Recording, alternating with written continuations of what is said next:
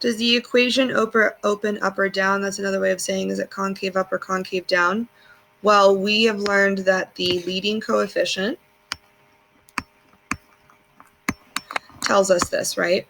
And our leading coefficient is always the number attached to the variable with the biggest exponent. So that's the leading coefficient. If our leading coefficient is negative, it means it's concave down, and if it's positive, it means it's concave up. So in this case, it's negative, therefore down is the correct answer. Determine the value of a, b, and c.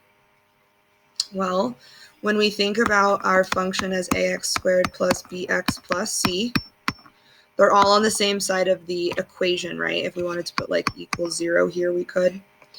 So when I look at this, the first thing I notice is there's an equal sign. And I noticed that in standard form, we want everything on the same side.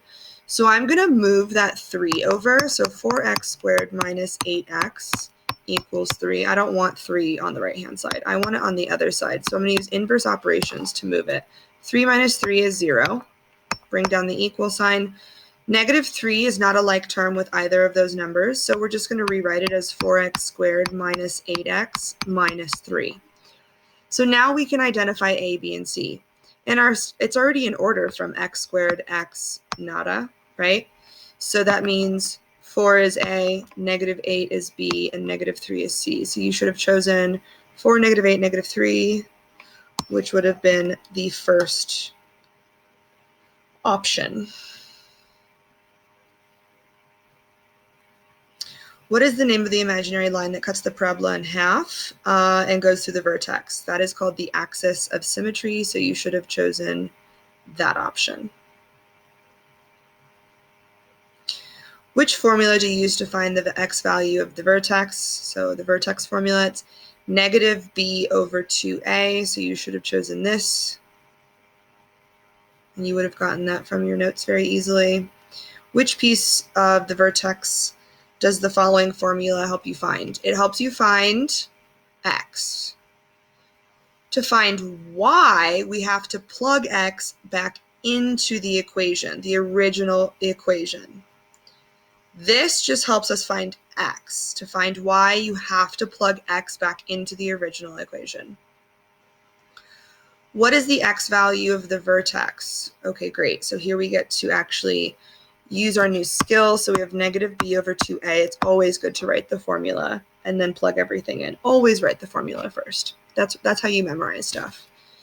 So our b is negative 8 and our a is 1 because there's nothing in front of the x squared or there's no other number, so that means it's 1. So when we plug that in, I'm going to plug in negative 8 for b. So that means I have two negatives next to each other now. The negative for this negative and then the other one attached to the 8. So that's something that is easy to forget or overlook, so be careful. And then I'm going to plug in the 1 for the a, so 2 times 1, which is just 2. Well, a negative times a negative is a positive, and you can pretend that that's negative 1. So negative 1 times negative 8 is positive 8. 2 times 1 is 2. 8 divided by 2 is 4, so that should have been your answer.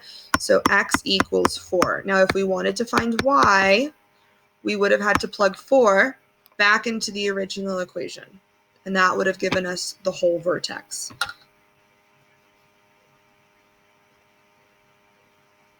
What is the x value of the vertex for the parabola? So again, x value for the vertex, negative b over 2a. Negative 8 is our b. Negative 2 is our a. So then we're going to plug it in. So I'm going to plug this number in here, so that means it becomes negative 8. Don't forget both negatives. And I'm going to plug the negative 2 in for the a. So 2 times negative 2. A negative times a negative is a positive. 2 times negative 2 is negative 4. So 8 divided by negative 4 is negative 2.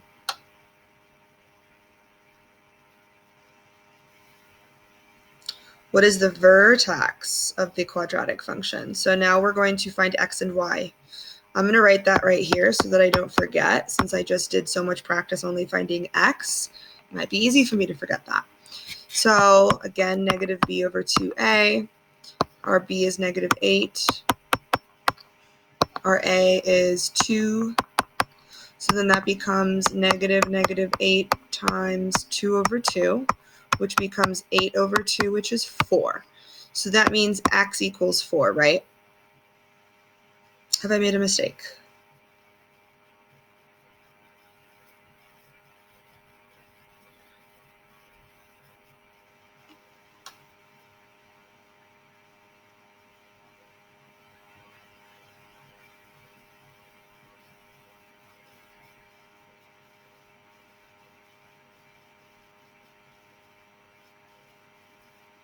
I have. That took me a long time to figure out.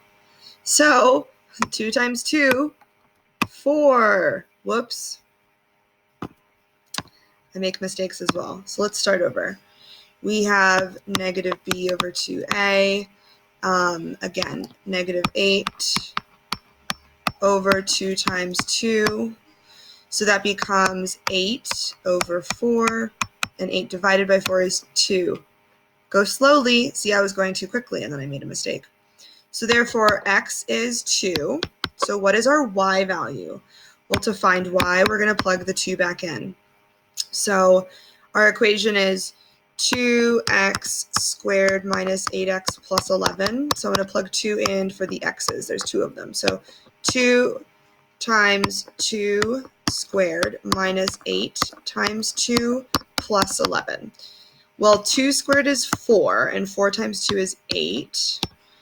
-8 times +2 is -16 plus 11. 8 minus 16 is -8, and -8 plus 11 is 3. So y equals 3, which means that 2, 3 is our correct answer.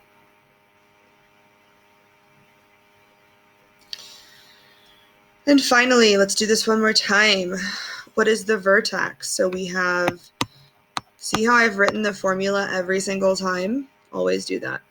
So A equals 1, B equals -8. It's -8 every time. -8 over 2 times 1, which is 8 over 2, which is 4. So we know that this cannot be an answer and this cannot be an answer because the x's are not 4, right? So process of elimination. And if you forgot how to do the rest of it, you could narrow it down to these 2 problems and you have a 50-50 chance of getting it right. But we do know how to find our y value. We're going to plug our 4, which is our x, right? X equals 4, back into our equation, which is x squared minus 8x plus 18. So 4 squared minus 8 times 4 plus 18. 4 squared is 4 times 4, which is 16. -8 times 4 is -32 plus 18. So we have 16 and 18. Those are both positive numbers. So what does that give me?